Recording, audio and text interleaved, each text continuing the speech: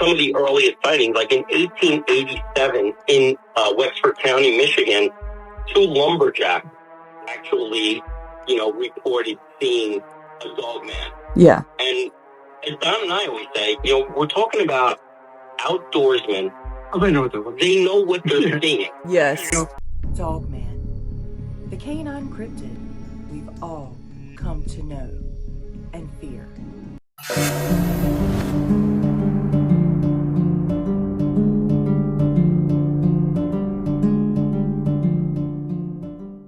Hey everyone, welcome back to another special episode again, where today I am actually the special guest on a podcast called The Wizards of Odd. Don't forget to hit that like button, share, subscribe, and hit that notification bell. I do upload these videos very often. Also, make sure to check out all the links in the description box below. That's where I cite all my sources, all of my merch, all of my other links. Now, without further ado, let's go ahead and take a walk into the forest.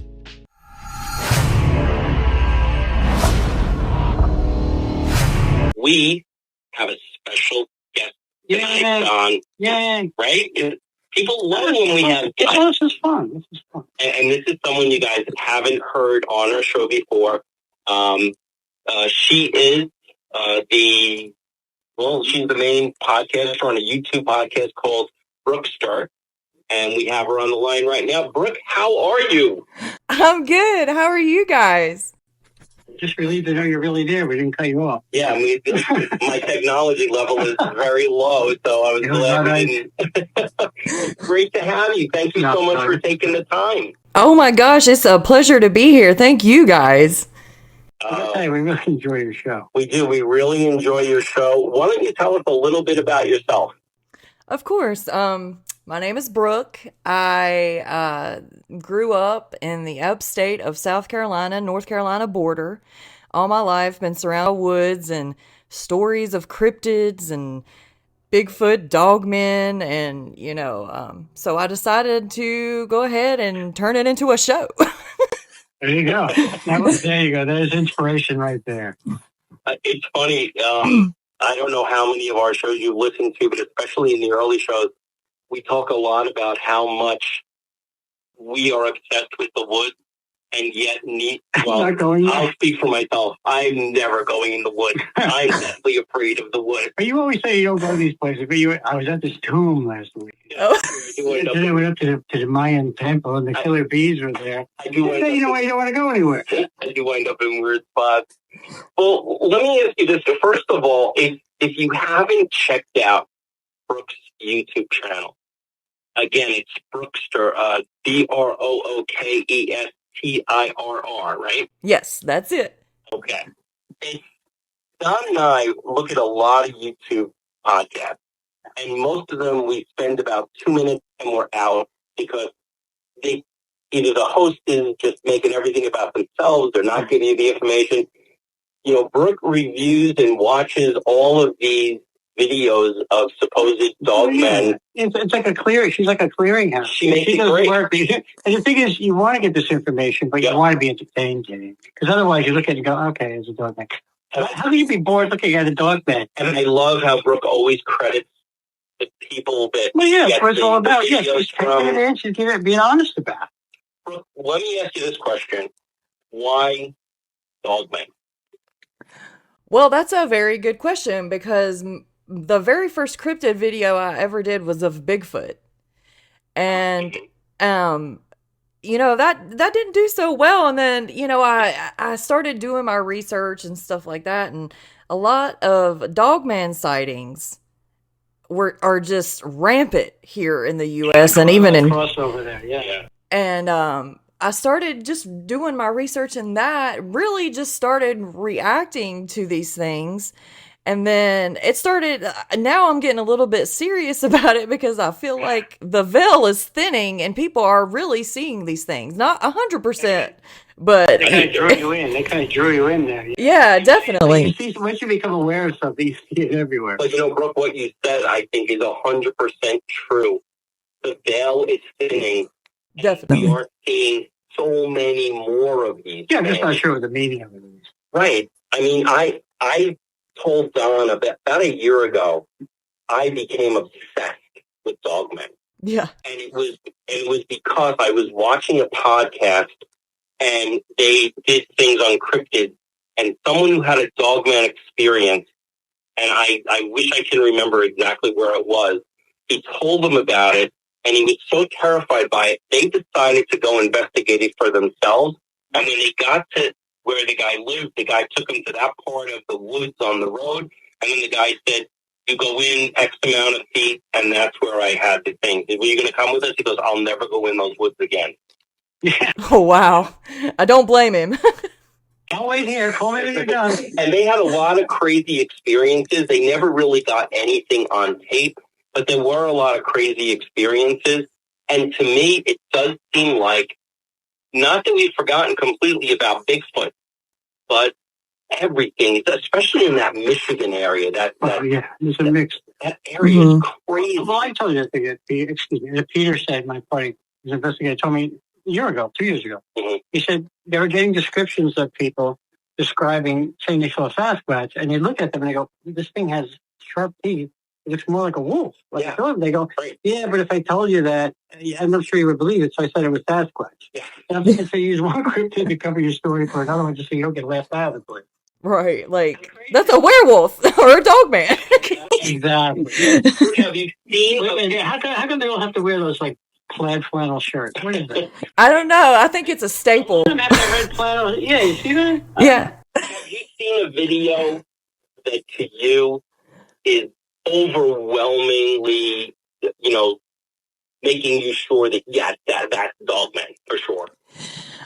There is one video that it was taken of two fishermen were in the boat on the Mexico-Texas border, and they were fishing, and then all of a sudden they zoomed the camera around. One of them was like, there's something on the, I don't really know what they were saying because it was Hispanic, but they were speaking, and they were like, there's something on the hill over there, and then they pan the camera around, and then there's this gigantic humanoid bipedal canine like creature on the edge of the bank getting water or something. That to me was the most creepiest, the most realistic thing because of the way that the fishermen reacted. Well, they reacted, yeah, see, that's it. I always judge by the way people do they react naturally? Yeah. Or do they look like they're trying to act? Oh, look at that over there. I'm like, no, it's screaming.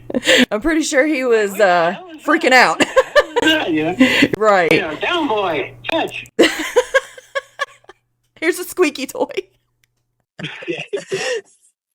It's a whole other perspective on it, but I'm just saying. Well, I'll say that Michigan area, that is so anciently full of that shit. It's amazing. Yes, there's a lot of, I haven't really covered specifically Michigan yet. I go through a list of all the states and Canada and other countries and stuff. I would like to say that Michigan is like the grand finale for me because there are so many cases from Michigan. There's so much cult activity and weirdness there. Yeah, and that could very well be the cause of this. Well, that's why they're out there digging up burial mounds. And before we were talking to you tonight, we were talking about how some of the earliest sightings, like in 1887 in Wexford County, Michigan, 2 lumberjacks actually, reported seeing a Dogman. Yeah. And as Don and I always say, we're talking about outdoorsmen. Oh, they know what they're seeing. Yes. They're going to suddenly go, oh, that's a Dogman. Right. No. They would misidentify it as something else. That's a wolf or a small bear. And they also risk ridicule in their community by, somebody's going to say, oh, these guys lumberjacks are out of their mind. What do they get hit with a lumber, Right. Oh, yeah. Well, yeah, I mean, you're going to be sitting at the bar. By the way, I saw a Dogman the other day. Yeah, exactly. Around by me. Yeah, it's like, well, have you done anything on, we just haven't gotten to it yet. We tried to go through as many of your episodes as we could on the Beast of Bray Road. Yes, there. I have done a couple videos on the Beast of Bray Road. Unfortunately, I haven't delved into them, because like I said, these areas I'm kind of saving for like a bigger episode, a finale. I hear you. I hear you. Yeah, but definitely heard of the Beast of Bray Road. That's another one I was going to mention that was more realistic to me, just because of so many sightings. Yeah, that's like the Roswell of Dogman. Yeah, that's actually a perfect example. The thing about that always had me and Don raise our eyebrows was when Linda Godfrey, who was an investigative journalist, actually got the call that, hey, people are seeing what they think is like a werewolf or something that looks like a dog. And she went to, I think it was Elkhorn, Wisconsin, and she went to the police station to ask about it. And they go, oh, yeah. And they grab a folder. Yeah, it's a folder. Wow. They give her the folder, and the folder name on it says werewolf. Really? Yeah, I would say most people would, if they don't know what an actual Dogman is. Most people who don't know what they're seeing only go to, oh, that is a werewolf, which... It's just very confusing. Yeah, there has been a lot of people commenting now, whether they're professional or not, but apparently there is a difference between werewolves and Dogmen. Yeah, that's what they say. I have heard that too. What is it? Different categories. They said there's like 3 categories of Dogmen. They said one looks like a wolf, one looks like a man wolf, and the other one looks like kind of a Bigfoot wolf. Yeah, they say there's 7 Oh no. types of Dogmen. Like, they look like hyenas. There's like all kinds of different types, which we could go down the rabbit hole of them experimenting in the government with that kind of stuff. Westminster next year. I just a Dogman from Michigan. I parade him around. He's going to win today. Best in show. I'd love to see it. That would be interesting. To me, some of the stories that happened, related to the Beast of Bray Road were really compelling. Yeah. And Don always says it. Apparently, dogmen don't like cars because they're always attacking cars. None of the cryptids seem to. They all with the cars. Yeah, they want you to get out of that car for sure. I think so. I ain't getting out of it. Nah. Get out of the car. The Mothman and the dogs. They take out dogs too. That's The what they Mothman do. dogs.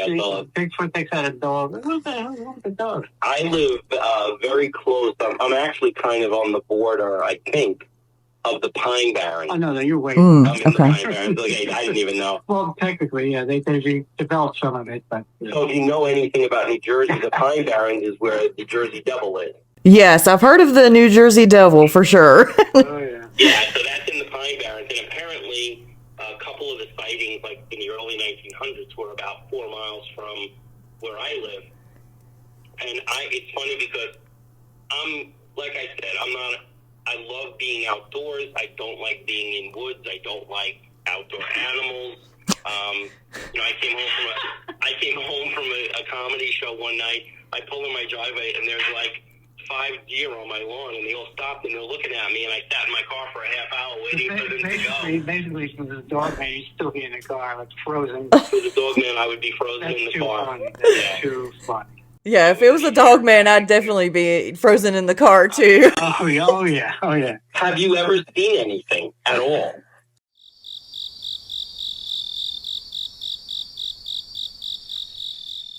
Well, everyone, what did you think about Don and Ted of the Wizards of Odd?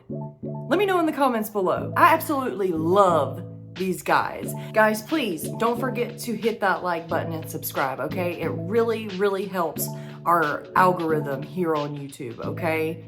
So make sure you do it. Put them little pretty paws up there, okay? #Wolfpack. And into the next one, guys. Bye!